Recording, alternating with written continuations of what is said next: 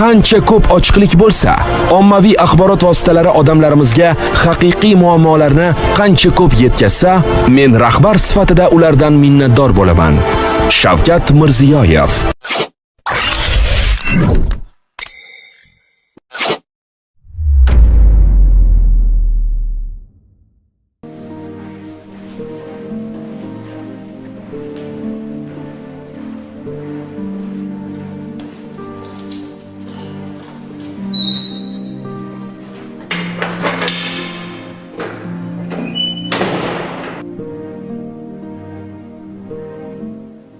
Men Maqsud Shohirbek 1994-yil 2-iyulda Andijon viloyati Xonobod shahrida tug'ilganman. O'zbekiston Respublikasi Jinoyat kodeksining 166-169-moddasi bilan 5 yil 2 oyga ozodlikdan mahrum qilinganman. Ozodlikdan mahrum qilinganimga 2 yil bo'ldi. 2 yildan beri jazomni o'tab kelyapman.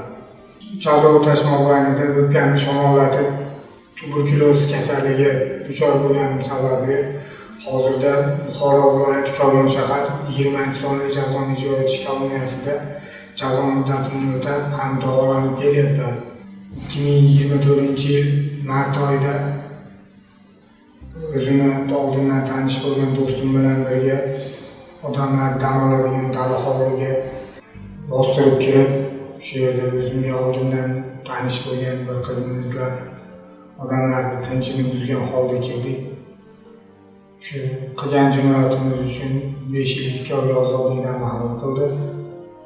Hozir qilgan jinoyatimdan afsusdaman.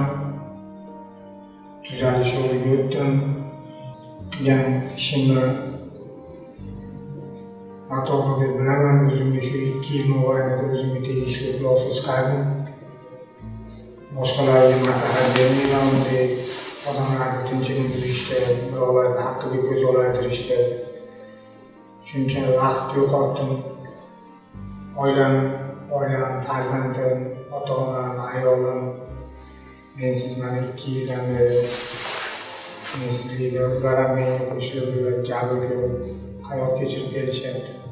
Shu jazo o'tash muddatim davomida bir kunimni ham farzandimni, ota-onamni o'ylamasdan o'tkazolmadim.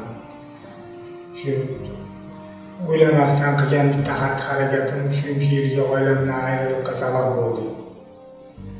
Qilgan ishimdan chin ko'ngildan pushaymonman. Davlatimiz tarafdan yana menga bir marotaba yengillik, imkoniyat berilsa, qaytib bu jinoyatlarni qilmaslikka va'da beraman.